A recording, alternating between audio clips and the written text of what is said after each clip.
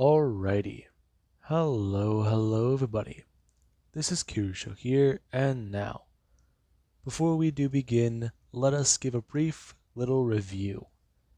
In the last part, quite a number of things have happened. We had Deku, we had Iida, and we had Jiro. Now, Deku, he put Jiro and Iida through a test. There was a way that both of them could possibly live. There was one way both of them could possibly die. Now, the two were basically given a bit of a choice. The choices seemed bad, but one of the choices ends with the other person going free. And that did say quite a bit. Now, Jiro was appalled at what she was told she would have to do.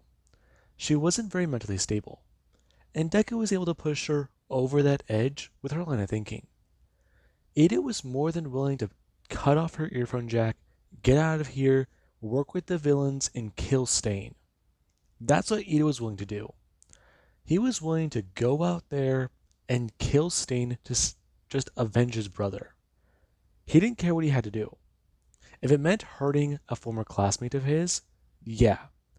He'll kill Stain and then he'll turn into a vigilante. Go on the run. Maybe keep this quiet hush hush and go on to be a hero.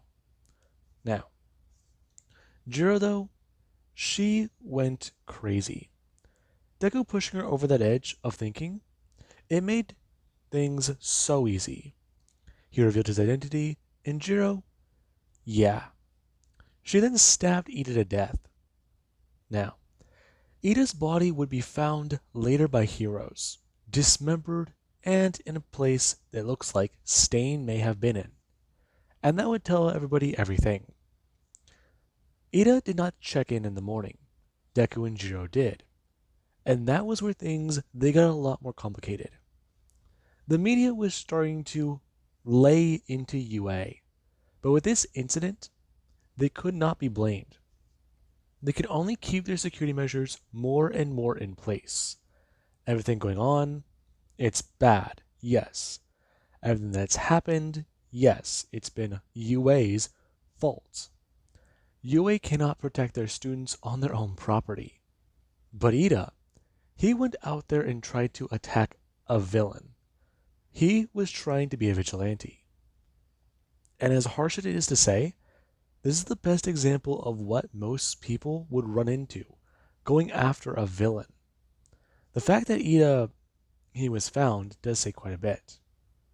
Now, Stain is blamed for the death of Iida, and everybody they do start to go through the process of mourning. Jiro and Deku, however, these two are a very strange case.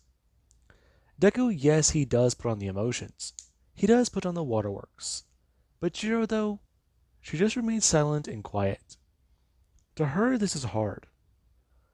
Putting down Iida, it felt so easy in the moment. It felt so relieving, it's so hard to describe. But being here, it does say quite a lot. It's been days, and right now they actually are standing at Iida's funeral. Iida, he is being buried.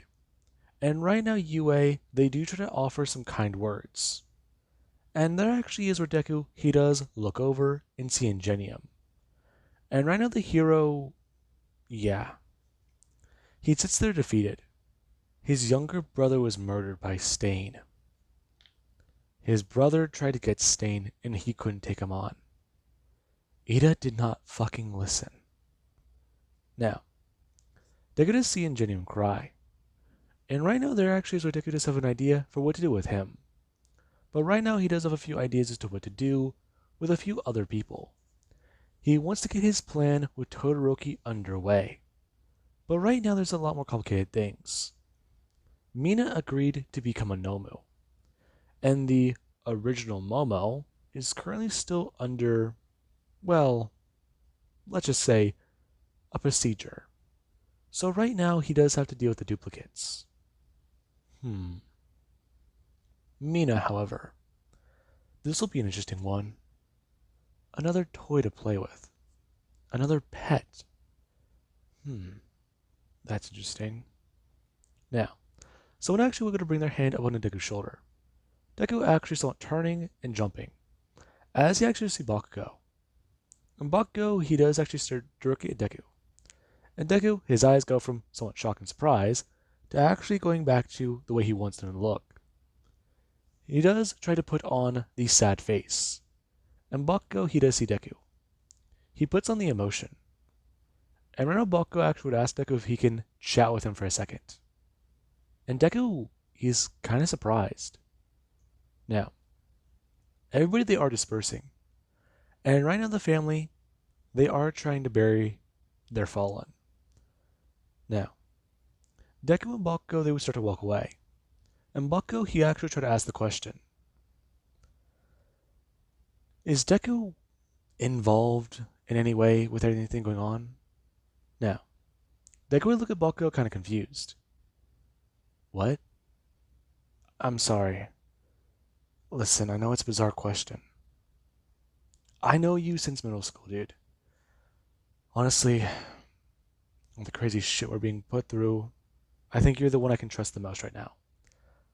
Listen, I know you. I know your form of crazy. I know you've been hiding it. I know you've been just keeping it under wraps, trying to be normal nowadays, but this shit.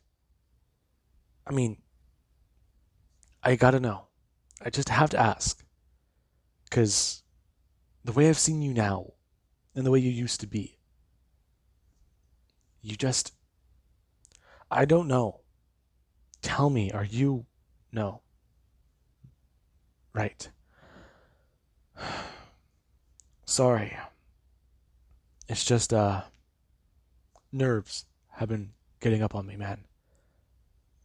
This isn't helping my condition. It isn't? No. Bakugo, I know we've had our differences since middle school, but thinking I'm involved with this? I'm a prankster, dude. I know, that's why. That's why you're asking me? Sort of. So, because I used to pull pranks in middle school, you think I could be a crazy fucking psycho running around killing our friends? No, that's not what I meant. Bakugo, Iida was one of my friends. Me and him may not have had a good start. I may have twisted his arm, but this is serious, dude. Listen, just drop it. I'll forget you said some crazy shit like that. Now, they're going to walk away. And right now, Bakugo, he actually going to stand there. Before he actually going to turn his head, after Deku, he is going to call out and say something. And Bakugo, he does look directly at Deku, as he does turn back to look at him. And right now, Deku is stand there, a smile on his face. And Deku, he does start to tell Bakugo. He does have a lot of questions, doesn't he? Yeah. What's up? I thought I finished our conversation. You know. Looked around for a second, not a lot of people around. You think I'm involved? Really? You are, aren't you? Maybe. Perhaps I am. Maybe I was involved with what happened to Iida, or even Kirishima. Then again, if that's true, I wonder how Kirishima screamed. Probably like a bitch whenever he died. Probably called out for mommy as I chopped off his fingers. Don't you think so, Bakugo? Now, Bakugo actually got to turn and stare directly at Deku. He knew it. He is involved. Now, Bakugo actually got to turn, fully facing Deku. As right now he actually got to look around. Right now he's not sure. Is this an illusion? Or is this real? Deku walked away from him. Where is the real him? Now, Bakugo, he's looking around the crowds. And right now he doesn't see Deku. Before he does get a face back. And right now he actually got to reach down for his phone. As Deku would tell Bakugo not to do that. What? Bucko, you know I play mind games. Do you think I could put images in your head? Because I could show you exactly how I made Tokoyami turn on himself. Him and his quirk. Sentient, in fact. It's quite funny, though. I wonder what organ Dark Shadow lives in. Or does he just stay underneath the skin? That's such a complicated answer.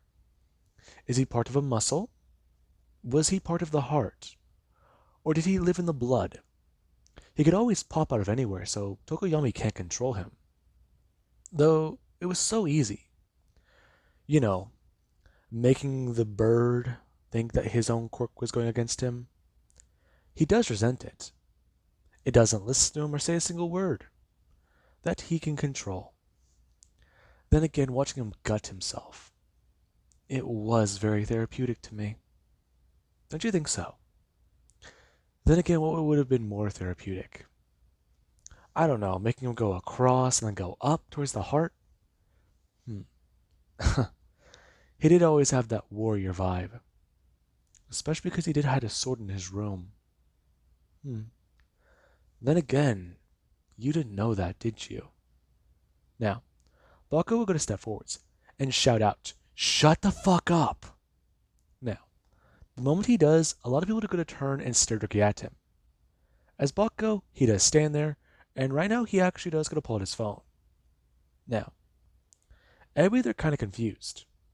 As right now Bakugo, after he does go to pull out his phone, he does go to start opening his camera. And the moment he does go to bring it up, he does see that this Deku doesn't exist. He's not physically there. Now, this actually is where Deku, he will come to walk up. And whenever he does so, he actually has Ochako, Jiro, and Todoroki with him. Now, they're all kind of confused. And the moment Deku, he actually going to try and get Bakugo's attention, Bakugo going to turn and see Deku. Him rushing towards Bakugo, or rushing towards Deku, as General Bakugo talks about how he's a fucking evil bastard. Now, Deku actually going to bring his hands up. And right now, after going to dodge Bakugo, Deku, he does going to bring his hand up. Him smashing his flat palm into the back of Bakugo's left shoulder blade, before grabbing his wrist and going to throw him towards the ground. And right now, Todoroki, he actually tried to help. Now, a few people do watch the situation, as right now, Bakugo, he's shouting and spouting off about how Deku, he talked about murdering Tokoyami. Now, everybody they just sit there kind of confused, as Bakugo just ramble on. He was fucking standing here, talking to him. He was saying fucked up shit. And right now he wants them to know that he's the villain. Now, everybody does stare at Deku. And right now Deku, he does stare at Bakugo confused. As there actually is Jiro, who does going to say something that does confuse Bakugo. That's not possible. What? Yeah, Bakugo, here, look. Jiro actually bring out her phone, and her hand does shake. Now, Bakugo does read the following article. Renegade. It's about how he attacked a place today. And, well, he didn't just attack it today. He attacked it during the funeral. Whenever him and Deku were standing in the same line, Deku was seen by him and everybody else. But if that's the case, then he's not Renegade. Now, Bakugo, his eyes widen at this. And right now he actually got a full silence. As he does burst into tears and cry. Now, after heroes, they do try to get Bakugo's attention, and he is brought to his feet, he does try to get calmed down. And right now he does try to talk about how he had a mental episode. Now, Bakugo, yeah. Right now he's taken back to UA by a teacher. Because he's clearly under stress. And, well, a funeral, they didn't think it was the best thing for him to be here. Now, there actually was Deku. Deku, he was talked to by a few people.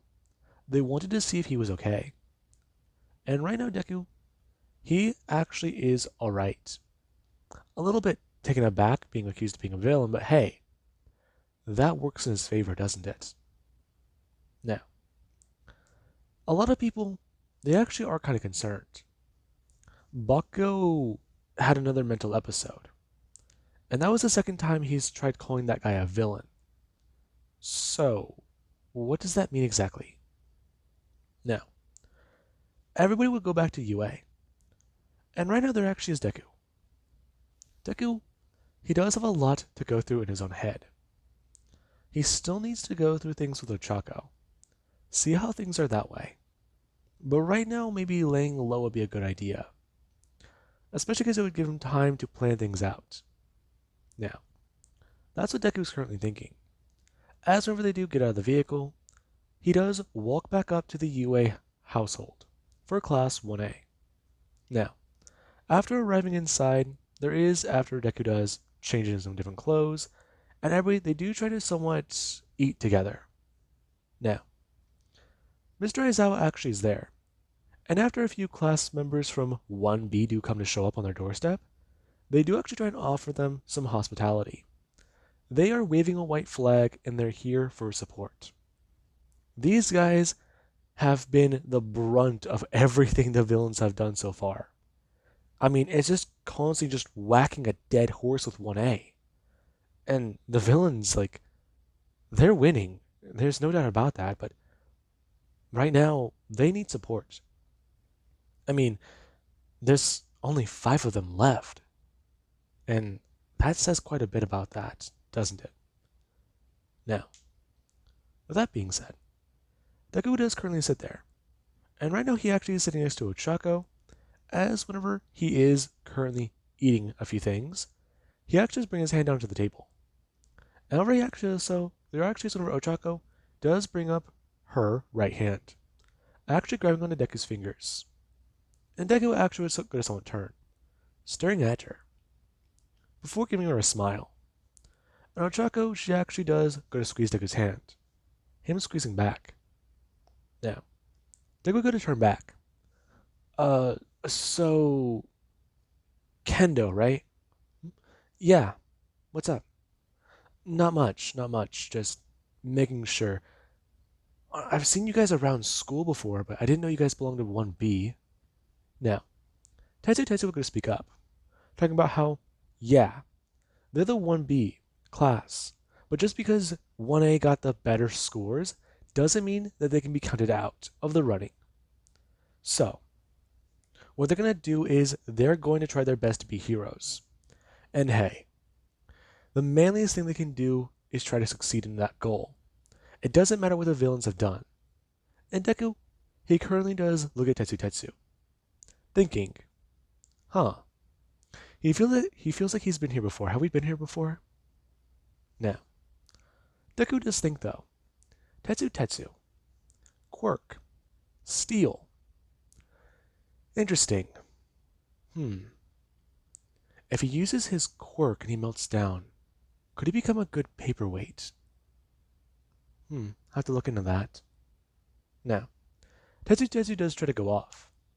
And Deku currently, he is trying to match Tetsu's energy. And he is trying to uplift the mood. Now, some people from Class 1B, they actually are happy to, well, talk to Class 1A. I mean, they thought that these guys were in a bad spot, but they're actually in a lot better shape than they thought. I mean, yeah, right now their families are in danger. But right now what they're doing is sticking together and trying to work together. Now, there actually is where Ibara should talk about a few other things. And right now, the entire table, they're trying to talk about how Class 1A, they will not go down because of the villains. They will endure, and whenever the time is right, the villains will be taken down. They're still hunting down leads, and trying to at least track down this renegade fellow. This man has claimed to have involvement. He's constantly eluded police. If they find him and bring in Momo, then Momo can give them some leads. Momo can help them. Momo could be their key to solving their problems. Now, that's currently what the heroes are thinking. Meanwhile, we do actually have where Deku, he does actually start to plan a few things out. He's learning a bit more about the people at the current table. And right now he is going through their quirks in his head. One is particularly useful to him because he doesn't have a quirk like it. And that quirk, it's Ibarra's. Now, Deku, while he's currently doing that, we do actually have over with Mina. Mina has agreed to become the Nomu in Jiro's place. And over the last couple of days, she actually has shown to be mentally fit, mentally well. And they want to release her. She has been doing better, but her will has been broken. The amount of time she spent in this hospital bed, almost a month, it has not been good for her. She has to remember constantly. She has seen images. She has had dreams. And, well, just hearing the hospital noise, it hasn't done her good. Deku may have finally broken her, but he has told her one last thing. Whenever she is released, if she does not listen to him, he'll murder her parents. He will strap a bomb to the bottom of their vehicle when they get out to pick her up. They go into the hospital and come out. If she doesn't listen, he will blow up that vehicle. And her parents, well, let's just say there's a special word for what she'll be. And it starts with O. Now, Mina, yeah. Currently she does leave the hospital. As right now after she does get in the vehicle, she does just sit there. Her parents are ecstatic that she's still doing better, that she's still healing. Physically, her injuries have mostly gone away. But mentally, yeah. With time, their precious girl will be okay. Maybe they can get away from UA. Maybe take a family trip? I mean, that probably would be the best thing to do. Now, Mina does sit there. And right now there actually is where she does turn her head and see the illusion of Deku. As right now he does sit there smiling at her. And Mina, she's going to close her eyes. Now, we do actually have later that night. Deku, he would arrive. And right now after he does knock on Mina's door, Mina would go to open it up and answer it. As right now she actually does look directly at Deku as he has hold up something in his hand. And tell her what exactly to do. This will be her first order. Now, Mina, she will go to listen. And right now she does take the collar. She's going to walk away with Deku. And the two do walk into the night. As right now, after the two do go through a portal, Deku, he does get Mina ready. She's going to become a Nomu. And right now, the next day, the following day actually, she is reporting as missing. Mina Ashito, a UA student, she has begun making a recovery. This was a miracle. This was the start of something good. But the next day, she's missing. That went bad real fast. Now, with that being said, I do hope you guys enjoyed. And have an amazing day. I'll catch you guys in the next part.